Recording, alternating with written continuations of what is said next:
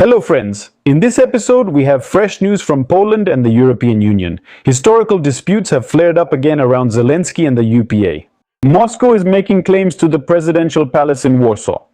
At the same time, Polish bureaucracy is destroying its own care market, and the prosecutor's office has busted a fake diploma factory. Friends, we'll discuss everything now. There's a lot of news. Please leave a like and subscribe to the channel. Huge thanks to everyone who doesn't hold back. Simple actions take just 2 seconds. Thank you for your support and for your aerodynamic likes. So, just a reminder that TransferGo is the top money transfer service. The link is in the description. Send money to your family and support them. Now, let's get to business. Let's continue this tragic comedy. Yes, that's probably what it is. It's like a series within a series, an intra-European squabble, where yesterday's show of solidarity cracks deeply at the slightest brush with history, the ruling coalition of the Czech Republic. And there's a notable split emerging there. The Freedom and Direct Democracy Party, SPD, through the words of the deputy true Czech Jindřich Rekel, yes, that's what many Czechs are called. Jindřich Rekel demanded that Vladimir Zelensky be stripped of the country's highest award, the Order of the White Lion. In Poland there was the White Eagle, and here it's the White Lion. Yes, let me remind you that Zelensky received this award back in 2022 from former President Miloš Zeman. In general, write in the comments what you think. Should Zelensky have his orders taken away or not? A Czech parliamentarian directly calls it shameful that the highest order is worn by a person who gives military units the names of UPA heroes. Well, what can I say? Write your opinion in the comments. I read everything, by the way. Yes, Czechia is not alone because we've already talked about what happened in Poland. In the European Parliament itself, the group of European conservatives and reformists officially demanded to hold debates and adopt a resolution in memory of the victims of the so-called UPA genocide. The initiator was none other than the member of the European Parliament from the Polish Law and Justice Party, Mr. Piotr Müller. Mr. Piotr was deeply offended that Zelensky submitted a bill to create a national pantheon. You would think it's none of his business what happens in Ukraine, but apparently not. Müller openly states that Ukrainian politicians are harming the long-term interests of their own country and calls on the entire Polish political class to adopt a tough, uncompromising policy of making demands. Money and weapons first, but you'd better give up any of your historical questions altogether. We know history here, and we'll tell you how it really was. And you, what, have your own kind of history, your own heroes? No, that can't be. So geopolitics demands loyalty, and the Poles are at the forefront here. Next, our second interesting question, part 2, territorial disputes, Medvedev strikes back. Regarding Belvedere, Dmitry Anatolyevich destroyed Finland and decided that in the diplomatic sandbox between Moscow and Warsaw there was some unpleasant silence, an uneasy truce. And let's probably continue this fascinating exchange of lawsuits. Well, he himself, Dmitry Medvedev, reacted in a rather peculiar way to the legal dispute over the building of the former Russian consulate general in Gdansk. Let me remind you of the context. For those who aren't subscribed to the channel, you might not know that at the end of 2025, Poland closed the last Russian consulate. But the Russian side refused to vacate the premises. I wonder why they didn't call the police. In June 2026, Polish authorities took legal action to reclaim the property for the state. In response, Medvedev called the Polish authorities usurpers and suggested filing a counterclaim for the Belvedere Palace, which is the official residence of the President of Poland. According to Medvedev, the logic is solid. The Belvedere Palace was once built and rebuilt with Russian Empire treasury funds. But what connection do you have to the Russian Empire? That was during the Kingdom of Poland era. That means Poland owns it illegally. Talks about diplomatic immunity in Gdansk have been declared pointless since, well, heavy artillery of historical claims has been brought in. That's the trend now. Of course, these statements have zero legal force, but the level of predictable absurdity in bilateral relations is definitely raised to a new level. What's interesting?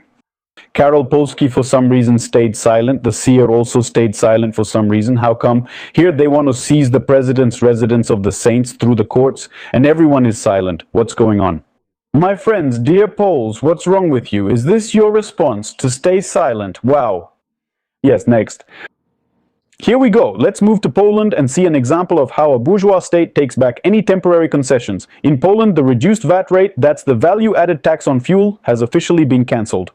With a single signature, the tax rose from 8% back to the standard 23%. They introduced this measure back in March amid tensions in the Middle East to ease discontent over the spike in prices. Now, officials in Warsaw have also stated that the situation has stabilized, everything is fine, so dear citizens, pay in full. According to analysts' forecasts, gasoline may rise in price by 50 groszy per liter. Previously, it was around 6 zlotys and 98 octane was about 6.68. Diesel was 6.19, but now we can forget about these numbers. Ms. Dorota Gudach directly points out that even a drop in global oil prices will not compensate for the tax hike. Capital always shifts the costs onto the shoulders of the workers. So friends, this is a perfect session of tax magic. They gave a benefit, they took it away.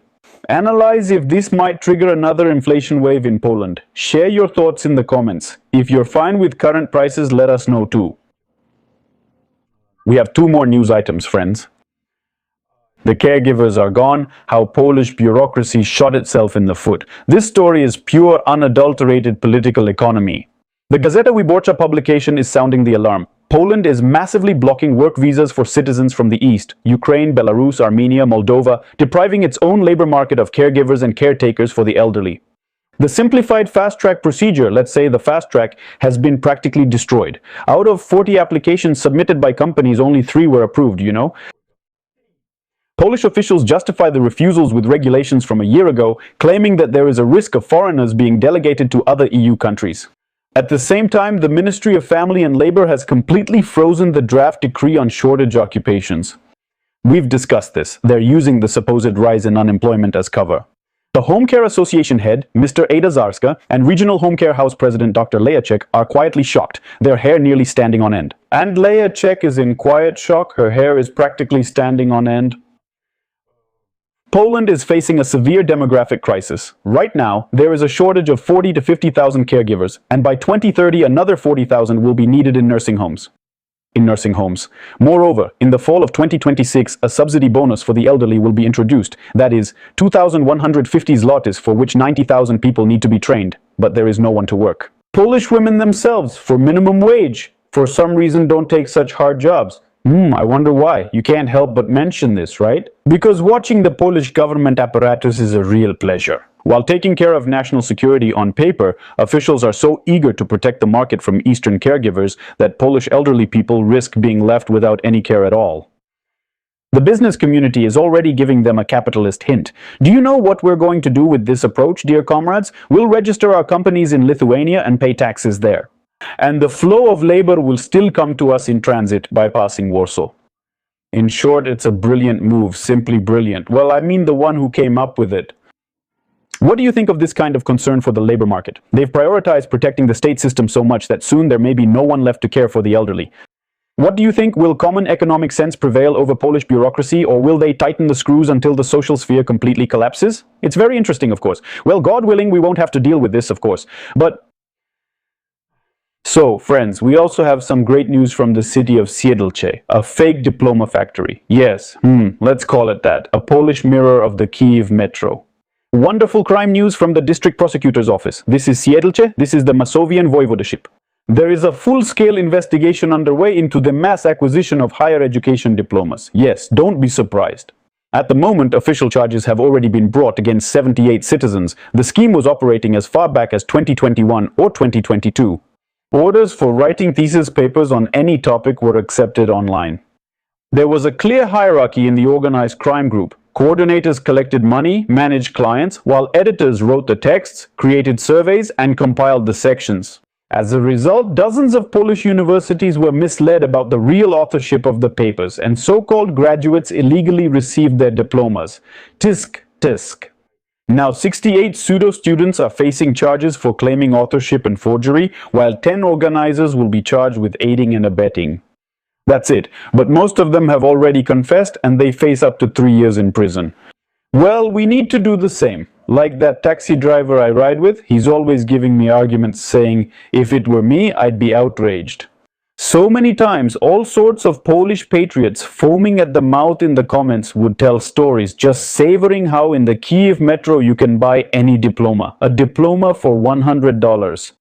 How they love to point to innate Eastern corruption. And what do we see, lo and behold, in the heart of Poland in the Masovian voivodeship? An established industrial production of fake thesis papers. That is, of course, if we believe this article, but we don't. And all of this is streamlined by local coordinators and editors. All of this in quotation marks. For dozens of Polish students, it turns out that bourgeois consciousness and the desire to gain status without effort work the same way, on both the left and right sides of the border. Yeah? Dear gentlemen, write in the comments what you think. In general, such an interesting irony of fate, right? A fake diploma factory right under the noses of the Warsaw professors. What do you think? Is this just a single exposed abscess, or has commercial diploma writing in European universities already become an integral part of the paid education system? I'm waiting for your comments. Yes. On all topics, maybe we've even reviewed 5 or 6 news stories here, and you can write comments on each of them. In general, friends, the picture is extremely pragmatic if we draw conclusions. European solidarity evaporates as soon as ghosts of the past or selfish economic interests appear on the horizon. The Polish state machine is showing an amazing trick, yes. On one hand, it breeds internal corruption with fake diplomas, and on the other hand, it destroys its own system of care for the elderly. For the sake of some unclear bureaucratic reports or outcries, Poland for the polar ones and the laws of capitalist development are relentless. If systems start to devour themselves for the sake of political ambitions, the final economic crisis is only a matter of time. I didn't say that or make any of this up, I'm just repeating what the taxi driver said. Thank you all for your attention. Please write the city you're watching from and what the temperature is there. Let us know. Dennis watched from Antalya, from Amsterdam, from Antwerp. Where are you watching from? Maybe from Zana. And what other cities are there in Ukraine? Akhturka is there. All right, thank you very much. Drop a like, leave comments. See you next time. See you next time.